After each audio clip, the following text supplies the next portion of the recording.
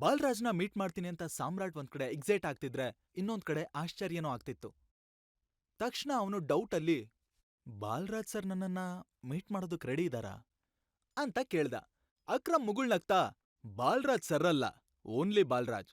ನೀನು ಟೈಗರ್ ಕಣೋ ಸಾಮ್ರಾಟ್. ನೀನ್ ಮುಂದೆ ಬಾಲ್ರಾಜ್ ಅಂತ ಆನೆನೋ ತಲೆ ಬಾಗ್ಲೇಬೇಕು. ಆ ಆನೆ ಮಾತ್ರ ಅಲ್ಲ, ಮಾಫಿಯಾ ಲೋಕದ್ ಎಲ್ಲಾ ಮೃಗಗಳು ತಲೆ ಬಗ್ಗಿಸ್ಬೇಕು. ಸರಿ ಸರಿ, ಸಂಜೆ ಮೀಟ್ ಮಾಡೋಣ, ಬಾಯ್ ಅಂತ ಹೇಳಿ ಫೋನ್ ಇಟ್ಟ. ಅಕ್ರಮ್ ಅಷ್ಟು ಧೈರ್ಯ ಕೊಟ್ಮೇಲೆ ಸಾಮ್ರಾಟ್ ಕಾನ್ಫಿಡೆನ್ಸ್ ಇನ್ನೂ ಜಾಸ್ತಿ ಆಯ್ತು. ಇಷ್ಟು ದಿನ ಬೋನಲ್ಲಿದ್ದ ಹುಲಿ ಇವಾಗ ಕಾಡಿಗೆ ಹೆಜ್ಜೆ ಇಡ್ತಿರೋ ತರ ಫೀಲ್ ಆಯ್ತು. ನಂತ್ರ ಸಾಮ್ರಾಟ್ ಸೀದಾ ಮನೆಗ್ ಬಂದು ರೆಸ್ಟ್ ಮಾಡ್ದ. ಯಾವಾಗ್ಲೂ ವೈಭವಿ ಕೆಲ್ಸ ಅಂತ ಸರಿಯಾಗಿ ನಿದ್ದೆನೂ ಮಾಡ್ತಿರ್ಲಿಲ್ಲ. ಸೊ ಈಗ ನೆಮ್ಮದಿಯಾಗಿ ಸಂಜೆವರ್ಗೂ ನಿದ್ದೆ ಮಾಡೋಣ ಅನ್ಕೊಂಡ. ಆದ್ರೆ ಅವ್ನ್ಗೆ ಇದ್ದಕ್ಕಿದ್ದಂಗೆ ಸಾನ್ಯಾಳ ಯೋಚ್ನೆ ಕಾಡೋದಕ್ ಶುರುವಾಯ್ತು. ಅಲ, ಅವತ್ ನಾನ್ ಹೇಗ ಆ ಹೋಟೆಲ್ಗೋದೆ? ಸಾನ್ಯಾನ್ ಕೇಳೋಣ ಅಂದ್ರೆ ಕಾಲ್ ಕೆರ್ಕೊಂಡ್ ಜಗ್ಳಕ್ ಬರ್ತಾಳೆ. ಇವಾಗ್ ನಾನ್ ಸಡನ್ನಾಗಿ ಅವಳು ನನ್ ಹೆಂಡ್ತಿ ಅಂತ ಹೇಗ್ ಸ್ವೀಕರಿಸ್ಲಿ? ಅವಳು ನನ್ ಲೈಫ್ಗೆ ಬಿರುಗಾಳಿನೋ ತಂಗಾಳಿನೋ ಒಂದೂ ಗೊತ್ತಾಗ್ತಿಲ್ಲ ಅಂತ ಯೋಚ್ನೆ ಮಾಡ್ತಿದ್ದವನು ಯಾವಾಗ್ಲೋ ನಿದ್ದೆಗ್ ಜಾರ್ದ. ಆಮೇಲೆ ಎಷ್ಟೋ ಹೊತ್ತಿನ ನಂತರ ಎಚ್ಚರ ಆಯ್ತು. ಹೊಟ್ಟೆ ಬೇರೆ ಚುರುಗುಡ್ತಿತ್ತು. ಅವನ ಫೇವ್ರೆಟ್ ಚಿಕನ್ ಬಿರಿಯಾನಿನ ಆರ್ಡರ್ ಮಾಡ್ದ. ಡೆಲಿವರಿ ಬಾಯ್ಸ್ ಕಷ್ಟ ಏನು ಅಂತ ಗೊತ್ತಿರೋದ್ರಿಂದ ಸಾಮ್ರಾಟ್ ಲೇಟ್ ಆದ್ರೂ ಕೂಡ ಪೇಷನ್ಸಿಂದ ಕಾಯ್ತಾ ಇದ್ದ. ಸ್ವಲ್ಪ ಹೊತ್ತಿನ ನಂತರ ಪಾರ್ಸೆಲ್ ಬಂತು. ಆ ಡೆಲಿವರಿ ಬಾಯ್ ಲೇಟ್ ಆಗಿದ್ದಕ್ಕೆ ಎಲ್ಲಿ ಕಡ್ಮೆ ರೇಟಿಂಗ್ ಕೊಟ್ಬಿಡ್ತಾರೋ ಅನ್ನೋ ಭಯದಲ್ಲೇ ಸಾರಿ ಸರ್ ಅಂತ ಹೇಳ್ದ ಪಾರ್ಸೆಲ್ ಕೈಗಿಟ್ಟ. ಆದ್ರೆ ಸಾಮ್ರಾಟ್ ಸ್ಮೈಲ್ ಮಾಡ್ತಾನೆ, ಪರ್ವಾಗಿಲ್ಲ ಅಂತ ಹೇಳಿ ಡಬಲ್ ಅಮೌಂಟ್ ಕೊಟ್ಟ. ಅವನು ಆಶ್ಚರ್ಯದಿಂದ, ಸರ್ 500 ಅಷ್ಟೇ, ನೀವು 1000 ಕೊಟ್ಟಿದ್ದೀರಾ. ಸಾಮ್ರಾಟ್ ಅವನ್ ಹೆಗ್ಲು ತಟ್ಟಿ, ನಿಮ್ ಕಷ್ಟ ನನ್ಗೂ ಗೊತ್ತಿದೆ ಬ್ರೋ, ಇನ್ 500 ರೂಪಾಯಿನ ಟಿಪ್ಸ್ ಅನ್ಕೊಳ್ಳಿ ಅಂತ ಸ್ಮೈಲ್ ಮಾಡ್ದ. ಸಾಮ್ರಾಟ್ ಜಸ್ಟ್ ದುಡ್ಡ್ ಕೊಟ್ಟ ಅನ್ನೋದಕ್ಕಿಂತ ಪ್ರೀತಿಯಿಂದ ಮಾತಾಡ್ಸಿದ್ ನೋಡಿ ಆ ಡೆಲಿವರಿ ಬಾಯ್ ಅದೆಷ್ಟು ಖುಷಿಪಟ್ಟ ಅಂತ ಅವನಿಗ್ ಮಾತ್ರ ಗೊತ್ತಿತ್ತು. ಸಾಮ್ರಾಟ್ 2 ನಿಮಿಷ ಆ ಬಿರಿಯಾನಿನೇ ನೋಡ್ತಾ ಕೂತಿದ್ದ. ಇಷ್ಟು ದಿನ ವೈಭವಿಗೋಸ್ಕರ ಒಂದೊಂದು ರೂಪಾಯಿನೂ ಸೇವ್ ಮಾಡ್ತಿದ್ದ. ಒಂದು ಸಲನೂ ಹೀಗ್ ಹೊಟ್ಟೆ ತುಂಬಾ ತಿಂದೇ ಇರ್ಲಿಲ್ಲ. ತುತ್ತನ್ನ ಕೈಯಲ್ಲಿಡ್ಕೊಂಡು ಬೇರೆಯವ್ರ ಸಂತೋಷಕ್ಕೋಸ್ಕರ ನಮ್ ಖುಷಿನ ತ್ಯಾಗ ಮಾಡ್ಬಾರ್ದು ಅಂತ ಈಗ್ಲಾದ್ರೂ ಅರ್ಥ ಆಯ್ತಲ್ಲ. ಥ್ಯಾಂಕ್ ಯು ವೈಭವಿ, ಇದನ್ನ ಅರ್ಥ ಮಾಡ್ಸಿದ್ದಕ್ಕೆ. ಇನ್ಮೇಲಾದ್ರೂ ನನಗೋಸ್ಕರ ಬದುಕ್ತೀನಿ ಅನ್ಕೊಂಡು ತಿನ್ನೋದಕ್ ಶುರು ಮಾಡ್ದ. ಆಮೇಲೆ ತನ್ನ ಹತ್ರ ಇರೋ 2 ಜೊತೆ ಬಟ್ಟೆಲಿ ಒಂದನ್ ಹಾಕೊಂಡು ಗೋಲ್ಡನ್ ಲೋಟಸಿಗ್ ಹೊಟ್ಟ. ಅಲ್ ನಡ್ಯೋ ಇವತ್ತಿನ ಮೀಟಿಂಗ್ನಲ್ಲಿ ಅವನ್ ಹಣೆ ಬರಹನೇ ಡಿಸೈಡ್ ಆಗೋದಿತ್ತು. ಅರಮನೆ ಆಗಿರೋ 7 ಸ್ಟಾರ್ ಹೋಟೆಲ್ನ ನೋಡಿ ಒಂದು ಸಲ ಸಾಮ್ರಾಟ್ ಎದೆ ದಸಕ್ಕಂದ್ರೂ ಒಳಮನಸ್ ಮಾತ್ರ, ಏಯ್ ಟೈಗರ್, ಏನೋ ಒಳ್ಗಡೆ ಹೋಗೋದಕ್ ಮೀನಾಮೇಷ ಎಣಿಸ್ತಿದ್ಯಾ? ಇಂಥ 10 ಹೋಟೆಲ್ ಓನರ್ ಕಣೋ ನೀನು, ಗತ್ತಲ್ ಒಳಗಡೆ ನಡಿ ಅಂತು. ಇನ್ನೇನು ಗೇಟ್ ಒಳಗ್ ಕಾಲಿಡ್ಬೇಕು ಅನ್ನೋಷ್ರಲ್ಲಿ, ಹೇಯ್ ಯಾವನೋ ನೀನು, ಅಲ್ಲೇ ನಿಂತ್ಕೊಳೋ, ಎಲ್ಲಿಗ್ ಹೋಗ್ತಿದ್ಯಾ ಅಂತ ಪಕ್ದಲ್ಲಿದ್ದ ಸೆಕ್ಯೂರಿಟಿ ಸಾಮ್ರಾಟ್ ದಾರಿಗ್ ಅಡ್ಡ ಬಂದ. ಎಲ್ಗೆ ಅಂದ್ರೆ? ಒಳಗಡೆಗೆ. ಯಾಕೆ, ಏನಾದ್ರೂ ಪ್ರಾಬ್ಲಮ್ಮಾ? ಓಹೋ, ಇದನ್ನೇನ್ ಫುಟ್ಪಾತಲ್ಲಿರೋ ಹೋಟೆಲ್ ಅನ್ಕೊಂಡ್ಯಾ? ದನ ನುಗ್ದಾಗ್ ನುಗ್ಗೋದಕ್ಕೆ. ನಿಮ್ಮಂತವ್ರ್ ನೆರಳು ಕೂಡ ಈ ಹೋಟೆಲ್ ಮೇಲ್ ಬೀಳ್ಬಾರ್ದು. ಅದಕ್ಕೆ ಅಂತಾನೆ ನಾವಿಲ್ ಕಾಯ್ತಾ ನಿಂತಿರೋದು. ನಡ್ಯಾ ಆಚೆ. ಅರೆ, ನಮ್ಮಂತೋರು ಅಂದ್ರೆ ಏನರ್ಥ? ನಿಮ್ ಥರನೇ ನಮ್ಗೂ 2 ಕೈ, ಕಾಲು, ಕಣ್ಣು ಇದೆ. ನಾವು ಮನುಷ್ಯರೇ. ಸೆಕ್ಯೂರಿಟಿ ಬಣ್ಣ ಮಾಸಿರೋ ಸಾಮ್ರಾಟ್ ಬಟ್ಟೆನ ನೋಡ್ತಾ, ಏಯ್ ಅಧಿಕ ಪ್ರಸಂಗಿ, ಕನ್ನಡಿಲಿ ನೀನ್ ಅವತಾರನ ಒಂದ್ಸಲ ನೋಡ್ಕೊಂಡ್ ಬಂದ್ ಮಾತಾಡು ಅಂತ ರೇಗ್ದ. ಸಾಮ್ರಾಟ್ಗೆ ಎಷ್ಟು ಕೋಪ ಬಂತು ಅಂದ್ರೆ ಸೆಕ್ಯೂರಿಟಿನ ಹಿಡ್ದು ಕುಕ್ಬಿಡ್ಬೇಕು ಅನ್ನಿಸ್ತು. ಆದ್ರೂ ವಯಸ್ಸಾದೋನ್ ಮೇಲ್ ಕೈ ಮಾಡ್ಬಾರ್ದು ಅಂತ, ನಾನ್ ಒಳಗಡೆ ಹೋಗ್ಲೇಬೇಕು, ತುಂಬಾ ಇಂಪಾರ್ಟೆಂಟ್ ಕೆಲ್ಸ ಇದೆ, ಸುಮ್ನೆ ನನ್ನ ತಡಿಬೇಡಿ ಅಂದ. ಆದ್ರೂ ಸೆಕ್ಯೂರಿಟಿ ಸುಮ್ನಿರ್ದೆ ಕಿರಿಕ್ ಮಾಡ್ದಾಗ ಸಾಮ್ರಾಟ್ಗೆ ಬೇರೆ ದಾರಿ ಕಾಣಿಸ್ಲಿಲ್ಲ. ತಕ್ಷಣ ಅಕ್ರಮ್ಗೆ ಕಾಲ್ ಮಾಡ್ದ. ಹಲೋ ಟೈಗರ್, ಎಲ್ಲಿದ್ಯಾ? ರೀಚ್ ಆದ್ಯಾ? ಹಾ ಅಂಕಲ್, ನಾನು ಹೋಟೆಲ್ ಹೊರಗಡೆ ಇದ್ದೀನಿ. ನಮ್ ಟೇಬಲ್ ನಂಬರ್ ಎಷ್ಟು? ಟೇಬಲ್ ನಂಬರಾ? ಆ ಹೋಟೆಲ್ ಓನರ್ ನಾನೇ ಕಣೋ ಟೈಗರ್. ಅಂದ್ಮೇಲ್ ನೀನು ಅದಕ್ ಓನರೇ ತಾನೇ. ನೀನ್ ಆರಾಮಾಗ್ ಒಳಗ್ ಹೋಗ್ ಕೂತ್ಕೋ, ನಾನ್ ಬರ್ತಾ ಇದ್ದೀನಿ 2 ಮಿನಿಟ್ಸ್. ಇಲ್ಲ ಅಂಕಲ್, ನಾನ್ ಒಳಗಡೆ ಹೋಗೋದಕ್ಕೆ ಯಾರೋ ಸೆಕ್ಯೂರಿಟಿ ಬಿಡ್ತಾ ಇಲ್ಲ. ಹಲ್ ಕಡಿತಾ, ವಾಟ್? ಯಾರ ಆ ಲೋಫರ್? ಅವನಿಗ್ ಜಾಡ್ಸಿ 2 ಓದಿ ಹೇಳ್ತೀನಿ.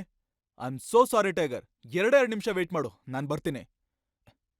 ನೋ ಪ್ರಾಬ್ಲಮ್, ನೀವ್ ಆರಾಮಾಗ್ ಬನ್ನಿ ಅಂಕಲ್ ಅಂತ ಹೇಳಿ ಸಾಮ್ರಾಟ್ ಫೋನ್ ಡಿಸ್ಕನೆಕ್ಟ್ ಮಾಡ್ದ. ಅಲ್ಲೇ ನಿಂತಿದ್ದ ಸೆಕ್ಯೂರಿಟಿ ಸಾಮ್ರಾಟ್ ಮಾತಾಡೋದನ್ನ ಕೇಳಿಸ್ಕೊಂಡು, ಓಹ್, ಯಾರ್ಗೋ ಫೋನ್ ಮಾಡಿ ಇನ್ಫ್ಲೂಯೆನ್ಸ್ ಮಾಡ್ಸೋದಕ್ ನೋಡ್ತಿದ್ಯಾ? ನೀನ್ ಸಿ.ಎಂ.ಗಲ್ಲ ಪಿ.ಎಂ. ಕಾಲ್ ಮಾಡಿದ್ರು ಒಳಗಡೆ ಬಿಡಲ್ಲ, ಅರ್ಥ ಆಯ್ತಾ ಅಂತ ಹೇಳಿ ಅವನನ್ನ ತಳ್ಳೋದಕ್ ನೋಡ್ದ. ಅಷ್ಟ್ರಲ್ಲಿ ಹಿಂದೆಯಿಂದ ಜಗನ್ ಪಕ್ದಲ್ಲಿರೋ ವೈಭವಿಗೆ, ಹೇಯ್ ಅಲ್ನೋಡು, ನಿನ್ ಎಕ್ಸ್, ಸಾರಿ ಡೆಲಿವರಿ ಬಾಯ್ ಫ್ರೆಂಡ್ ಅಂತ ಹೇಳ್ದ. ಹೇ ಛೀ, ಇಂಥ ಡರ್ಟಿ ಪೀಪಲ್ ಜೊತೆ ಮಾತಾಡೋದಕ್ಕೆ ನಾನ್ ಒಂದ್ ಕ್ಷಣ ಥಿಂಕ್ ಮಾಡ್ತೀನಿ. ಅಂಥದ್ರಲ್ಲಿ ಬಾಯ್ ಫ್ರೆಂಡಾ ಅಂತ ಅಸಹ್ಯ ಪಟ್ಕೊಳ್ತಾ ಸಾಮ್ರಾಟ್ ಹತ್ರ ಬಂದ್ಲು. ಸಾಮ್ರಾಟ್ ಅವಳನ್ ನೋಡಿದ್ರು ನೋಡ್ದೇ ಇರೋಂತರ ಅವಾಯ್ಡ್ ಮಾಡ್ದ. ವೈಭವಿಗೆ ಅದನ್ನ ಸಹಿಸ್ಕೊಳ್ಳೋದಕ್ಕಾಗ್ದೆ ಕೊಂಕಾಗಿ, ಓಹೋ, ಬೀದಿ ನಾಯಿ ಹಳ್ಸಿರೋ ಅನ್ನ ಹುಡ್ಕೊಂಡ್ ಇಲ್ಲಿವರೆಗೂ ಬಂದಿರೋ ಹಾಗಿದೆ ಅಂದ್ಲು. ಸಾಮ್ರಾಟ್ ಮಾತ್ರ ಕೂಲಾಗೆ, ನಾಯಿಗೆ ಹಳ್ಸದ್ ಹಾಕಿದ್ರು ಫ್ರೆಶ್ ಹಾಕಿದ್ರು ಅದ್ರ ನಿಯತ್ ಮಾತ್ರ ಬದ್ಲಾಗಲ್ಲ. ಆದ್ರೆ ಕೆಲವ್ರು ಹಾಗಲ್ಲ, ಸಿಕ್ಕೋರ್ ಭಿಕ್ಷೆಲ್ ಬದ್ಕೋರು, ನಿಯತ್ತಿನ್ ಸ್ಪೆಲ್ಲಿಂಗೂ ಗೊತ್ತಿರಲ್ಲ ಅಂತ ಟಾಂಗ್ ಕೊಟ್ಟ. ಹೇ ಬೆಗ್ಗರ್, ಯಾರ್ಗೋ ನಿಯತ್ತಿಲ್ಲ ಅಂತಿದ್ಯಾ? ಹಲ್ಲುದ್ರಿಸ್ಬಿಡ್ತೀನಿ ಅಂತ ಹೇಳಿ ವೈಭವಿ ಜೋರಾಗ್ ಕಾಲ್ ಕುಕ್ಕುದ್ಲು. ಆ ಸ್ಪೀಡ್ಗೆ ಪಟ್ ಅಂತ ಅವಳು ಹೀಲ್ಸು ಮುರ್ದೋಯ್ತು. ಅದನ್ ನೋಡಿ ಸಾಮ್ರಾಟ್ ಕಿಸಕ್ಕಂತ ನಕ್ದ. ಜಗನ್ ಫುಲ್ ಹುರ್ಕೊಂಡು, ಏನೋ ಇವತ್ತಿಷ್ಟೊಂದ್ ಓವರ್ ಆಗ್ ಆಡ್ತಿದ್ಯಾ?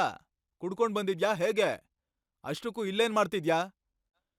ಇಲ್ಲಿಗ್ ಬರೋರ್ಗೆ ಒಂದ್ ಯೋಗ್ಯತೆ ಇರ್ಬೇಕು ಅಂತ ಹೇಳ್ದ.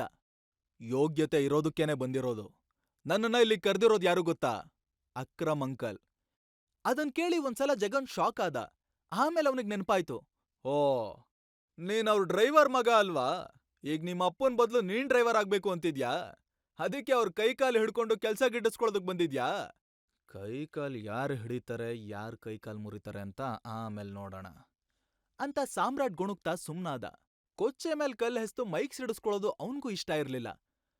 ಅದೇ ಸಮಯಕ್ಕೆ ಬ್ಲ್ಯಾಕ್ ಕಲರ್ ಲಕ್ಸುರಿಯಸ್ ಕಾರಲ್ಲಿ ಅಕ್ರಮ್ ಬಂದೇಳ್ದ. ಅವನ್ ಜೊತೆ ಇನ್ನೊಬ್ಬ ಬ್ಲ್ಯಾಕ್ ಕಲರ್ ಸೂಟ್ ಹಾಕಿರೋ 6 ಅಡಿ ವ್ಯಕ್ತಿ ಕೂಡ ಇದ್ದ. ಅವನು ದಷ್ಟಪುಷ್ಟವಾದ ತೋಳು, ಕತ್ತಿಯಷ್ಟೇ ಶಾರ್ಪ್ ಆಗಿರೋ ಕಣ್ಣು, ಬಿಗಿಯಾಗಿ ಹಿಡ್ದಿರೋ ಮುಷ್ಟಿ ನೋಡುದ್ರೇನೆ ಅವನು ದೊಡ್ಡ ಡಾನ್ ಅಂತ ಗೊತ್ತಾಗ್ತಾ ಇತ್ತು.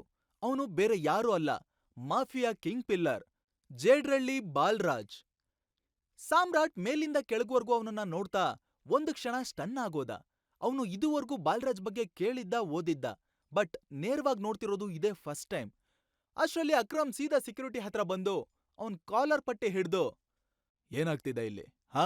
ಏನಿದೆಲ್ಲ ಡ್ರಾಮಾ ಅಂತ ರೇಗ್ದ. ಬಾಲ್ರಾಜ್ ಇನ್ನೂ ಕಾರ್ ಹತ್ರ ನಿಂತ್ಕೊಂಡು ಫೋನಲ್ ಮಾತಾಡ್ತಾ ಇದ್ದ. ಸೆಕ್ಯೂರಿಟಿ ಅಕ್ರಮ್ ಕಡೆ ನೋಡ್ತಾ ನಡ್ಗೋ ವಾಯ್ಸಲ್ಲಿ, ಕ್ಷಮ್ಸಿ ಸರ್, ಈ ವ್ಯಕ್ತಿ ನನ್ಗೂ ಇಲ್ ಬರ್ತಿರೋ ಗೆಸ್ಟ್ಗೂ ತೊಂದ್ರೆ ಕೊಡ್ತಿದ್ದಾನೆ. ಇವ್ನ್ ನೋಡೋಕೆ ಕಳ್ಳನ್ ಥರನೇ ಕಾಣಿಸ್ತಿದ್ದಾನೆ. ಅದಕ್ಕೆ ನಾನ್ ಇವ್ನನ್ನ ಒಳಗಡೆ ಹೋಗೋದಕ್ ಬಿಡ್ದೆ ತಡೆದ್ ನಿಲ್ಸಿದ್ದೀನಿ. ಏನಂದೆ? ಕಳ್ಳನ? ಕರ್ಯಕ್ ಎಷ್ಟೋ ಧೈರ್ಯ ನಿನ್ಗೆ? ಇವ್ನು ನನ್ನ ಸ್ಪೆಷಲ್ ಗೆಸ್ಟ್. ನಾಳೆಯಿಂದ ನಿನ್ನನ್ನ ಈ ಹೋಟೆಲ್ ಅಕ್ಕಪಕ್ಕ ನೋಡಿದ್ರೋ ಕಾಲು ಮುರಿದ್ಬಿಡ್ತೀನಿ ಅಂತ ರೇಗಿದ್ ಕೂಡ್ಲೆ ಎಲ್ರೂ ಬೆಚ್ಚ ಬಿದ್ರು. ಜಗನ್ ವೈಭವಿ ಇಬ್ರು ಒಂದು ಕ್ಷಣನೂ ಅಲ್ಲಿ ನಿಂತ್ಕೊಳ್ದೆ ಕಳ್ಳ ಬೆಕ್ಕಿನ ತರ ಜಾಗ ಖಾಲಿ ಮಾಡಿದ್ರು. ಮುರ್ದೋಗಿರೋ ಹಿಲ್ಸಲ್ಲಿ ಕುಂಟು ಕುದ್ರೆ ತರ ಓಡ್ತಿರೋ ವೈಭವಿನ ನೋಡಿ ಸಾಮ್ರಾಟ್ಗೆ ನಗು ತಡ್ಕೊಳ್ಳೋದಕ್ಕಾಗ್ಲಿಲ್ಲ. ಅಷ್ಟ್ರಲ್ಲಿ ಅಕ್ರಮ್ ಸಾಮ್ರಾಟ್ ಕಡೆ ತಿರ್ಗಿ, I am so sorry tiger, ಈ ಇಡಿಯಟ್ ಇಂದ ನಿನ್ಗೆ ತುಂಬಾನೇ ಅಂತ ಅವನು ಹೇಳ್ತಿದ್ದಾಗ್ಲೇ, ಇಲ್ಲ ಪ್ರಾಬ್ಲಮ್ ಏನಿಲ್ಲ ಅಂಕಲ್, ಒಬ್ಬ ಬಡವನ್ ಶತ್ರು ಯಾರು ಹೇಳಿ? ಇನ್ನೊಬ್ಬ ಬಡವನೇ ಅಂತ ಸ್ಮೈಲ್ ಮಾಡ್ದ. ಸಾಮ್ರಾಟ್ ಯಾವ ಅರ್ಥದಲ್ಲಿ ಹೇಳ್ತಿದ್ದಾನೆ ಅಂತ ಅಕ್ರಮ್ಗೆ ಅರ್ಥ ಆಯ್ತು. ಸಾಮ್ರಾಟ್, ನೀನೀಗ ಬಡವ ಅಲ್ಲ, ಕಮಾನ್ ಅಂತ ಬೆಂತಟ್ಟಿ ಒಳಗಡೆ ಕರ್ಕೊಂಡ್ ಹೊರಟ. ಈಗ ನೀವು ಪಾಕೆಟ್ ಎಫ್ಎಂ ನಲ್ಲಿರೋ ಎಲ್ಲಾ ಶೋಗಳನ್ನ ಈಸಿಯಾಗಿ ಕೇಳಬಹುದು. ಈಗಲೇ ಡೌನ್ಲೋಡ್ ಮಾಡಿ ಪಾಕೆಟ್ ಎಫ್ಎಂ ಮತ್ತು ಕೇಳಿ ದೇಶ ವಿದೇಶದಲ್ಲಿ ಫೇಮಸ್ ಆಗಿರೋ ಟೈಗರ್ ರಿಟರ್ನ್ಸ್ ಅನ್ನೋ ಮೈ ನವಿರೇಳಿಸೋ ಕಥೆಯನ್ನ.